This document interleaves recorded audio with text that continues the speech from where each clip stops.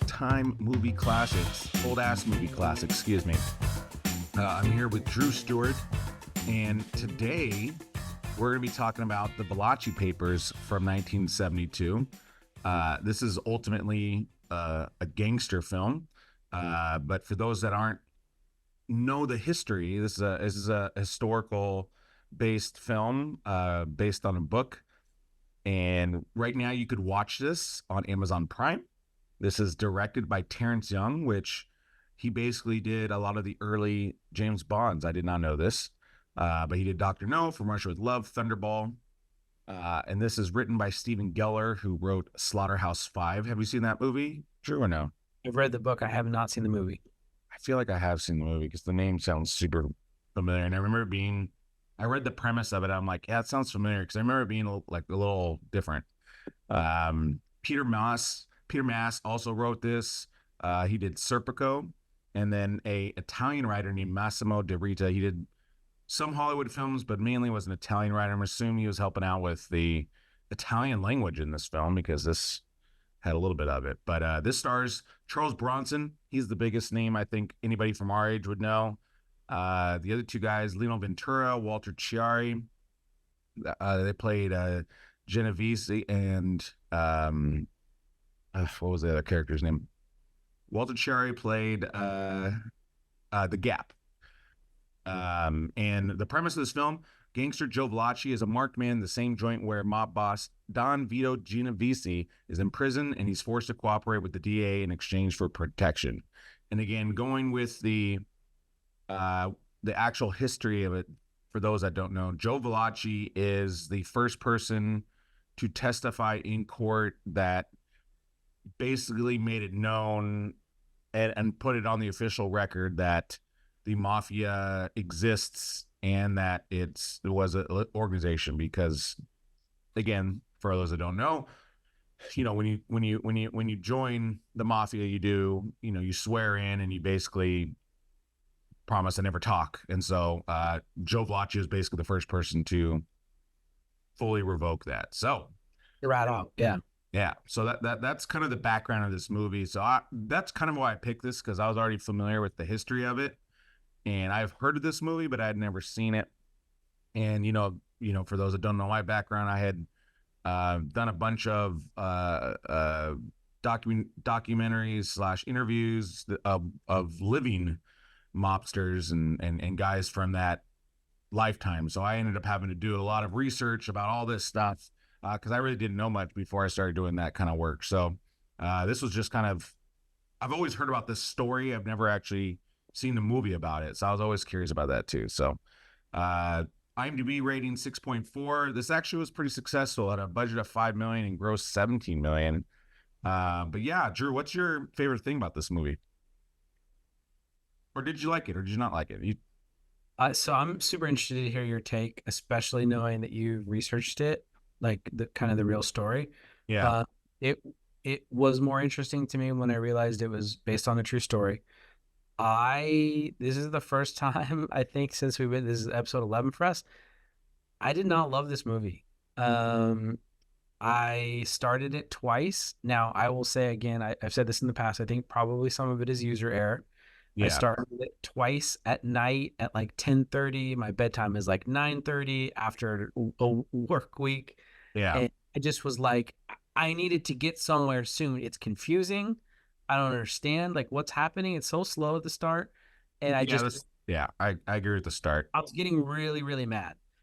Then the third time that I started it, when I got about halfway through, it started to pick up. It started to make a little more sense. Kind of the pieces for me, at least, came together. Yeah. Story started picking up, and I did enjoy it more as it ended. But I was like, I think I remember texting you. I was like, dude, I don't know what I'm like. This is hard to get through. My favorite scene, it's interesting. For me, it was interesting seeing Charles Bronson in a little bit of a different role. He's such an interesting actor to me because he's, I think, just often thought of as this, obviously this super tough guy. He plays all kinds of roles like that. I've started appreciating him more in recent years. Like very recently, I've kind of watched Once Upon a Time in the West again. Yeah. Another film of his from the 70s. I can't remember. He's like a watermelon farmer. That Yeah. was different. He's a more varied guy than I want to give him credit for. I don't think he's like the most amazing actor ever, but I appreciate that he's willing to take on a range of different roles. So I liked him in this, and I would, He's kind of, to me, he's kind of like a Bruce Willis, yeah, where he's a box office draw. Um, kind of known for the tougher, grittier roles. And that's kind of what made his career, and he's been in a lot of big time movies. I mean, I would probably say Bruce Willis is a bigger star overall, but that's the closest kind of modern comp I can kind of think of, because, Bruce Willis, once he really left like the rom-com stuff like that, he really never really ventured back into it. I mean, he did Look Who's Talking, and he was great in that.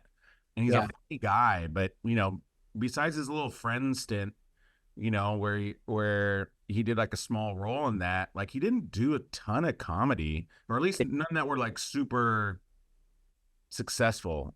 I mean, he did like he did for like to me like the closest after he's sort 10 of. yards.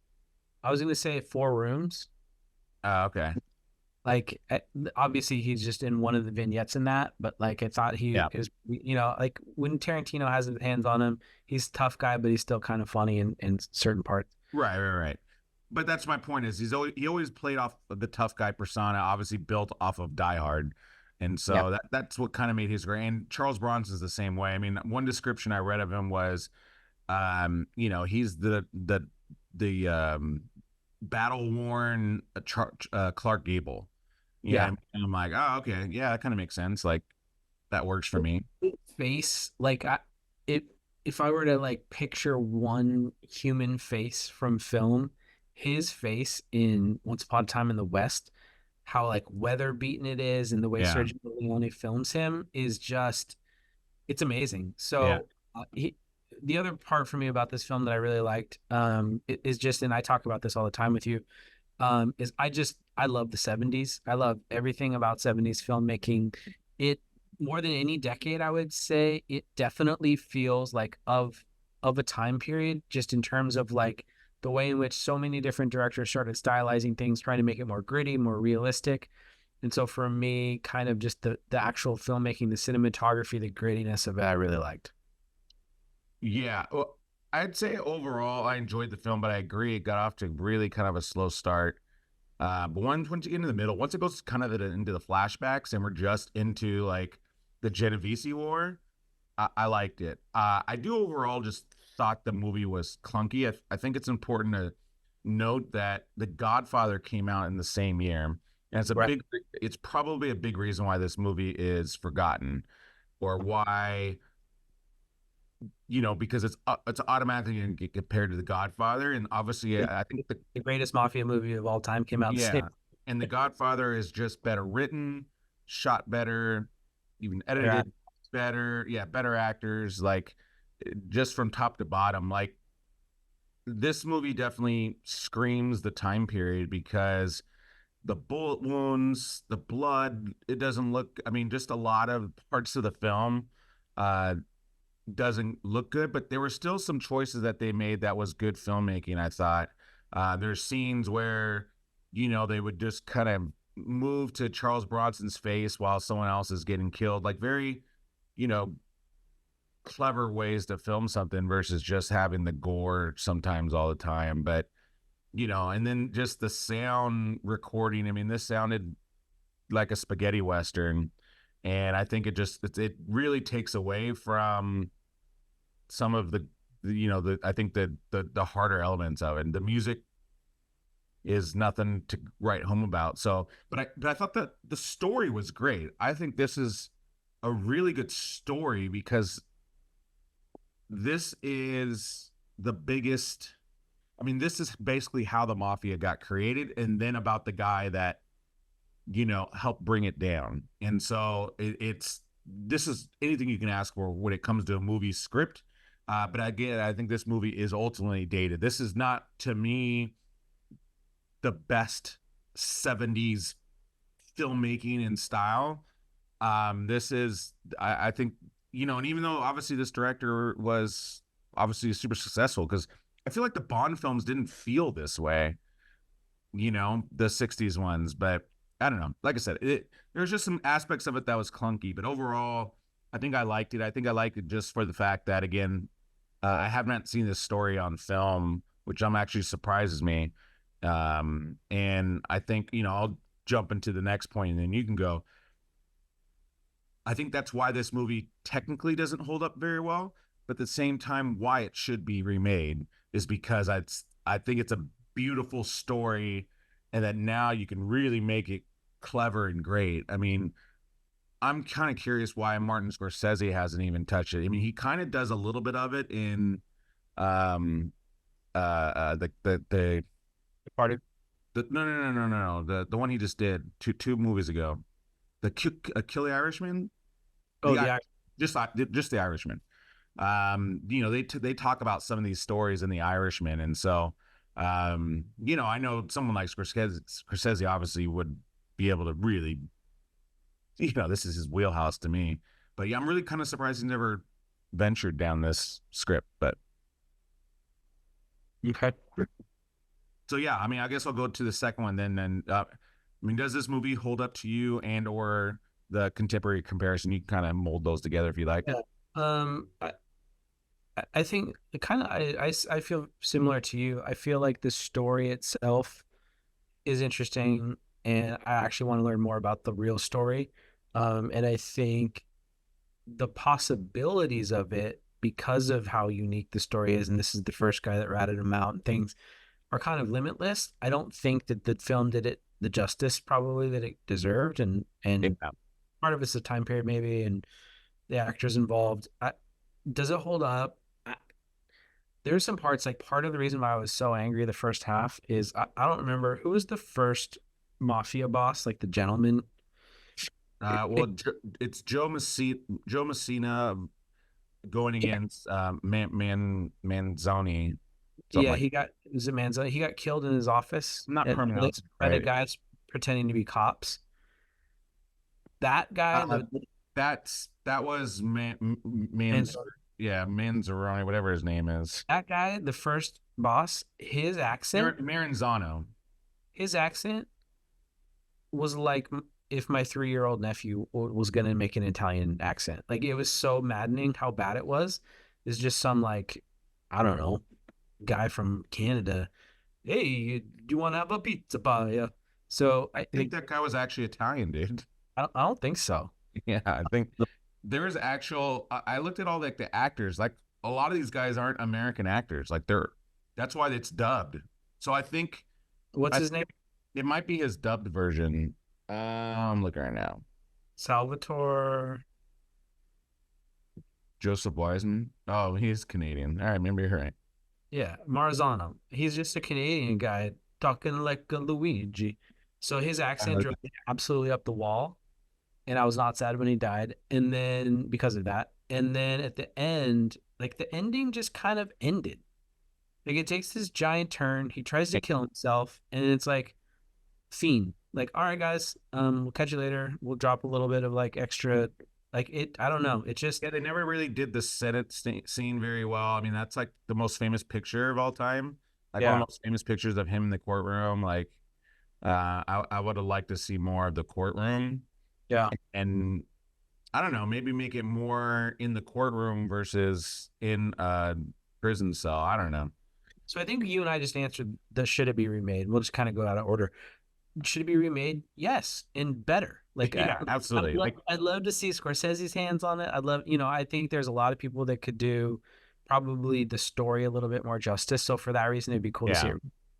Yeah, because I think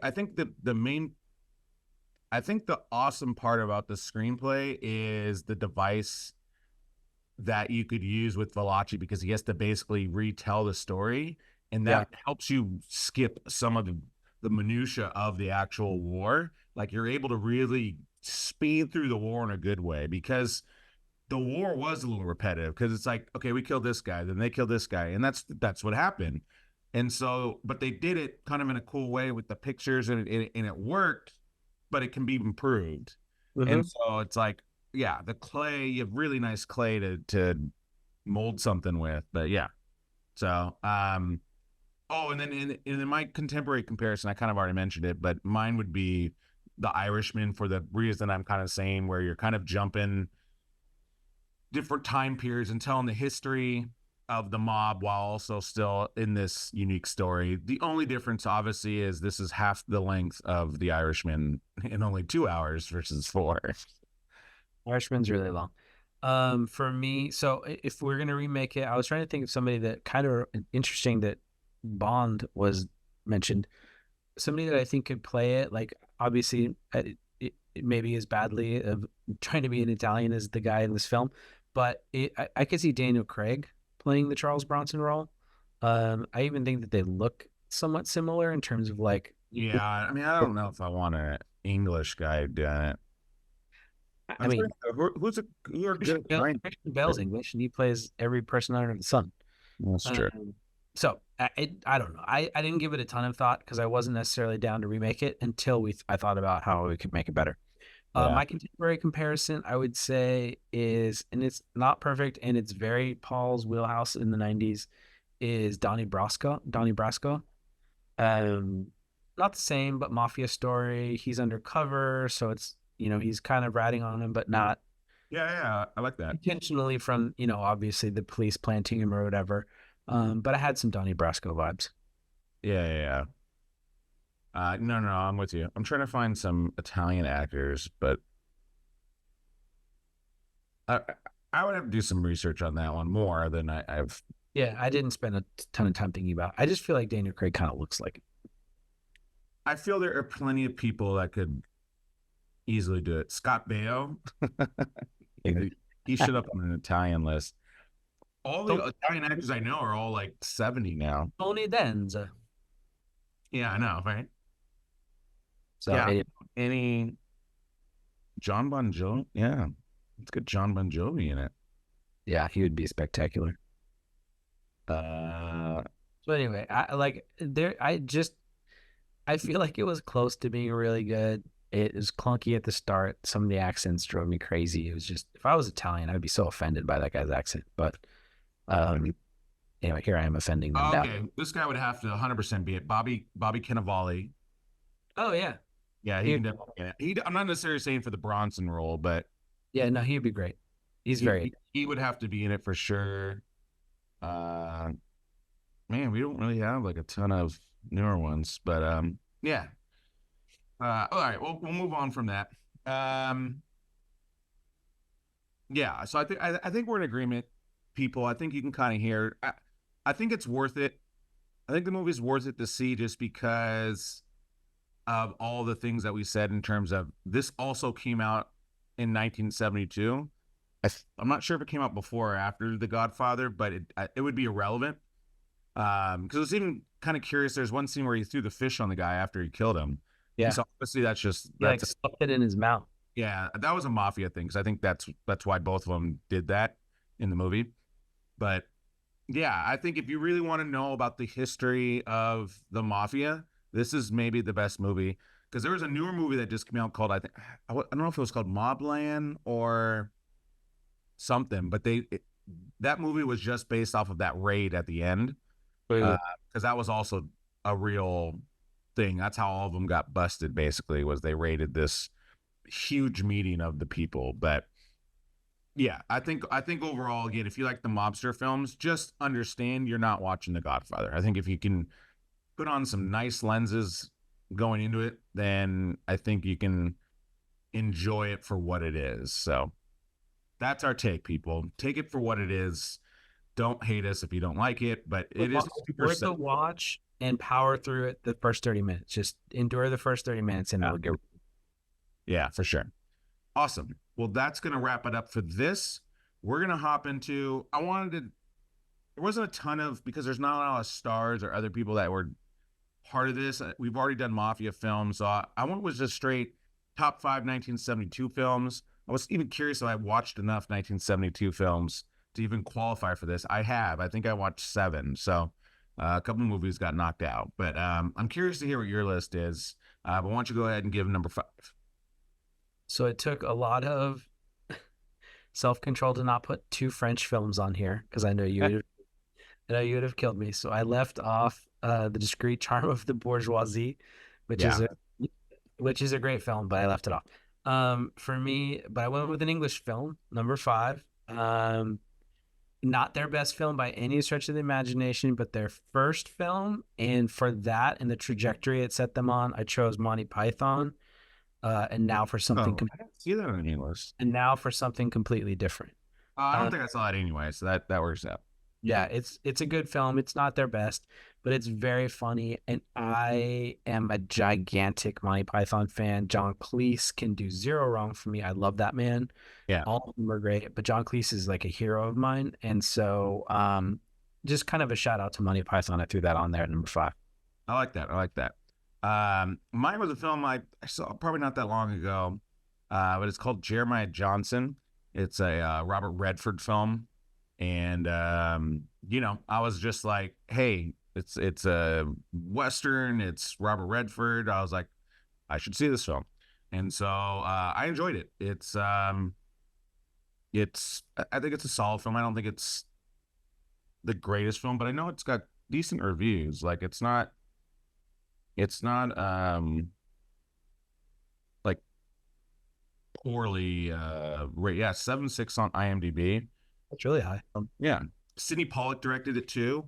So that was another big kind of selling point for me. Love Sidney. Yeah. So that was my number. I'm guessing another movie of yours. Obviously, there's like a couple obvious ones, but there's a more obscure one that I'm going to guess is on yours that I wrote it down. I'm going to show you if I got it right. Anyway, I don't have many obscure ones, to be honest. Okay. Mine are pretty... maybe not obscure, but like less famous than like the one that will be on number 1 on both of our lists. Anyway. Yeah, for sure. My number 4 is a movie called The Cowboys that stars John Wayne. You're going to see a theme with a lot of my movies on this list. But yeah, Cowboys with John Wayne's my number 4. Okay. You love some John Wayne. So this is my French film that did make the list. It's called Un Flic, which stands for a cop. You can't tell me you don't ever watch subtitled movies. I would be like, I would need to be sold on why to see it. You need to be in the. I've seen like Seven Samurai and I'm not like you've seen like Parasite more recently. Say it again. You've seen like Parasite more recently. I never finished that one. I need to finish that one. Oh, that movie's so good. I think I even own it, and I just haven't finished it. I think I fell asleep when I was trying to watch it, and I just never went back. It's so good. Un Flic stars Alain Delon, who you may or may not know, but he starred in one of the greatest movies ever, as far as I'm concerned, action movies ever. Also, obviously, a French film called La Samurai.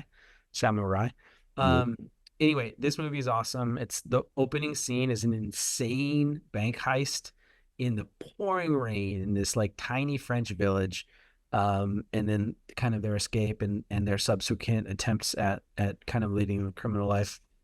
He is like James Bond, the French James Bond. Not necessarily, he's not like a secret agent or whatever, but just like the coolest character you could possibly imagine. This guy, the actor in all of his roles, Alain Delon. So Un Flic is number 4. And then number 3, this is a true one of those scions of American film. There are parts of it that people talk about all the time. There are some quotes that are incredibly famous. And it's just a really good movie, Disturbing Deliverance. Yeah, I have seen Deliverance once, I believe. That's a film I would need to rewatch. It did not make my list. Okay. But I went with ones that I actually like. I know for sure I enjoyed, just because Deliverance is not one you're like, let's watch Deliverance tonight. Right. It's all right. I want to see a very quality film that's very slowly paced. I'm not the hugest fan of the director. He's one of those guys that is not in love with editing. He likes to include everything possible in a movie. See Heaven's Gate. Yeah. Yeah. So my number 3, you're wanted to give a shout out. Ned Beatty in that movie steals the movie. He's really good. Yeah. I think you're going to like my pick on this one. I don't know if you've seen it, but I think you're going to like why I picked it. This is also another Paul Newman film. This also has a 6.8 rating, and it is directed by John Huston, who I'm a big fan of. And it's a movie. I was actually more interested in. I've heard the story about this guy, and when I heard they made a movie about it, and then all these characters were part of it, I'm like, oh, I got to check this film out. This is my season. It's called The Life and Times of Judge Roy Bean. And so, if you haven't seen it, it's a solid film.